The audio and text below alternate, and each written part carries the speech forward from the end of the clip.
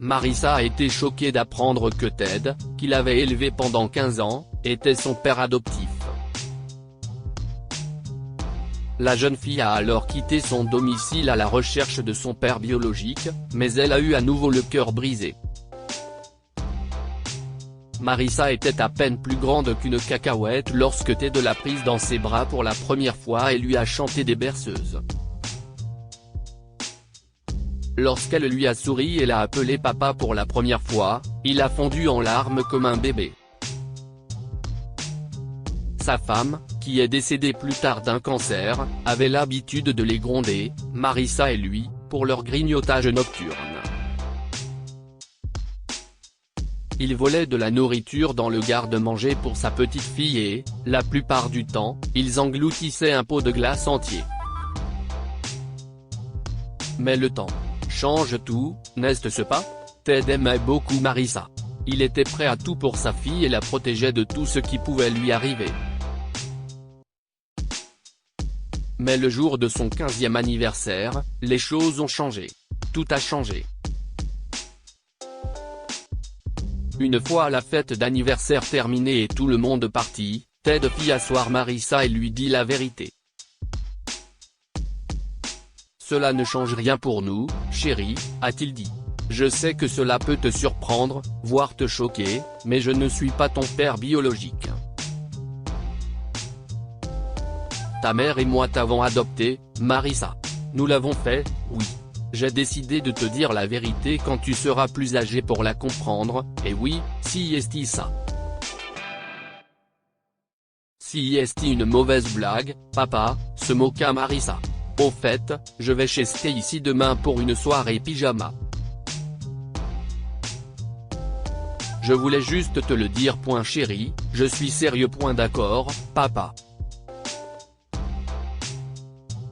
J'en ai marre d'entendre tes blagues. Et puis, soupira Marissa en montrant la vaisselle. Avant d'aller au lit, il faut qu'on débarrasse tout ça et qu'on nettoie cet endroit. Je ne veux pas me réveiller avec ce désordre demain. Tu ne me crois pas? Demanda Ted. Croire quoi, papa? Que tu m'as adopté? Oui, si est le cas, dit Ted. Attends. Ted revint avec les papiers d'adoption, et si est à ce moment-là que la réalité s'imposa à Marissa. À la lecture du document, son visage est devenu pâle. Tu n'es pas mon père? Demanda-t-elle à voix basse. Je le suis, chérie, dit Ted, en faisant de son mieux pour rester calme. Comme je l'ai dit, je serai toujours ton père, quoi qu'il arrive. Si est juste que je ne voulais pas te cacher quoi que ce soit. Les yeux de Marissa se sont remplis de larmes. Non, ça va tout changer. Dit-elle en sanglotant. Si tu n'es pas mon père biologique et que maman n'est pas ma mère biologique, où sont mes vrais parents? Où sont-ils? Ils ne voulaient pas de toi, dit Ted à voix basse. Ils t'avaient abandonné, et ta mère et moi t'avons recueilli. Mensonge. S'écria Marissa. Tu mens. Comment suis-je censé te croire? Tu m'as menti pendant 15 ans. Non, non, ce n'est pas bien. Je ne veux pas être avec toi, papa. Je veux retrouver mes parents. Je veux entendre la vérité de leur bouche. Le lendemain, Marissa était partie, et Ted trouva un post-it sur son ordinateur. Ne viens pas me chercher, et ne m'appelle pas. Je vais les trouver. Je les retrouverai. En attendant, je vais rester avec Stacy. Ted soupira. Il ne s'attendait pas à ce que Marissa réagisse ainsi. J'espère que tu reviendras bientôt, chérie, se dit-il. Je l'espère vraiment. Mais les semaines passèrent et Marissa ne revint jamais à la maison. Comme elle ne répondait plus à ses appels, Ted appela Stacy et découvrit quelque chose de choquant. Elle est allée où? Demanda-t-il, abasourdi. Je ne sais pas, monsieur Wallace. Elle a juste dit qu'elle avait rencontré quelqu'un en ligne, et qu'elle avait découvert que les funérailles de son grand-père avaient lieu aujourd'hui. Elle m'a dit de ne pas vous le dire, mais je sais que vous êtes inquiet. Marissa. Jésus, soupira Ted. Est-ce qu'elle t'a dit quelque chose sur l'endroit où se dérouleront les funérailles? Je suis désolé, mais non. S'il te plaît, appelle-moi quand elle reviendra. S'il te plaît, d'accord? Ted était très inquiet. Il décida d'attendre le soir pour que Marissa revienne, sinon il appellerait les flics. Marissa était arrivée à l'enterrement de son grand-père dans l'espoir de rencontrer son père biologique pour la première fois.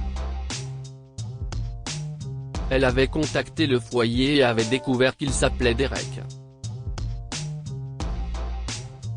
Ils lui ont donné plus d'informations, et elle l'a cherché sur Facebook et dans les bases de données publiques, et elle l'a trouvé. Il n'y avait qu'un seul Derek qui lui ressemblait. Elle lui a envoyé un message sur Facebook, lui disant qu'elle voulait le rencontrer, mais il n'a pas répondu. Elle a alors consulté sa liste d'amis et a trouvé l'un de ses voisins. Elle a envoyé un message au voisin, qui a répondu. Oh, oui, le père de Derek vit de l'autre côté de la rue. Si est notre voisin, pas Derek. Vous êtes la fille de Derek? Oh, votre grand-père parlait souvent de vous. Vous lui manquiez vraiment. Je ne vois pas Derek très souvent, mais il sera là pour l'enterrement de son père. Ton grand-père est décédé. Marissa était triste que son grand-père soit décédé, mais elle était impatiente de rencontrer Derek. Lors de l'enterrement, Marissa s'est cachée parmi les visiteurs, ses yeux plongeant partout à la recherche de Derek. Comme elle ne le trouvait pas, elle a regardé autour d'elle, et il était là, dans un coin tranquille. Il discutait avec un homme en smoking qui semblait beaucoup plus âgé que lui. Marissa était folle de joie de le voir. Elle avait hâte de le rencontrer et de se présenter comme sa fille. Mais elle décida d'attendre. Elle se cacha derrière un arbre près d'eux, écoutant involontairement leur conversation, et ce qu'elle entendit lui brisa le cœur. Quoi fait mon père? S'emporta Derek. Il l'a laissé à votre fille, monsieur, expliqua l'autre homme. Nous devons la trouver et faire signer les papiers pour que la succession vous soit transférée. Pourquoi dois-je faire cela? Demanda Derek avec colère. Monsieur Fisher, s'il vous plaît. Je ne peux pas croire que je vais devoir la supplier pour quelque chose qui m'appartient de droit. Les biens de mon père devraient m'appartenir. Après la mort de sa mère, je l'ai abandonnée dans un foyer. Sa mère et moi. C'était une erreur. Comment suis-je censé la retrouver maintenant? Quelle absurdité. Marissa s'éloigna simplement pendant qu'il parlait encore. Elle n'arrivait pas à croire ce qu'elle venait d'entendre. Derek n'a jamais voulu d'elle. Il l'avait volontairement abandonnée. Ted avait raison, et elle avait tort. Marissa se sentait coupable d'avoir quitté l'homme qu'il avait élevé et aimé pour un homme qui ne la voulait que pour son héritage. Ted se rendit à la maison de Stacy tard dans la soirée, inquiet, mais Marissa n'était pas encore là. Où est cette fille? Elle ne répond pas à mes appels. Où est son ordinateur portable? Demanda Ted. L'ordinateur portable de Marissa était protégé par un mot de passe. Finalement, Ted a décidé d'appeler les flics. Mais avant qu'il ne puisse le faire, son téléphone a sonné, et il a poussé un soupir de soulagement en voyant que c'était Marissa qui l'appelait. Papa. Il l'a entendu pleurer. Marissa, ma chérie. Où es-tu? Demanda Ted, inquiet. Papa, je suis près de la maison de Stacy. Sanglota-t-elle, et son téléphone s'éteignit. Mince. Pas maintenant. Mais elle est là. Elle est là. Ted sortit en courant sous la pluie lorsqu'il remarqua que Marissa pleurait dans la rue devant la maison de Stacy. Marissa. Ted enleva sa veste et l'enroula autour des épaules de Marissa. Chérie, tu vas avoir froid. Rentre à l'intérieur. J'ai été une fille horrible, papa, sanglota-t-elle. J'ai été une horrible personne pour toi. Oh, non chérie, ce n'est pas le cas, dit-il en la serrant dans ses bras. Tu n'es pas horrible.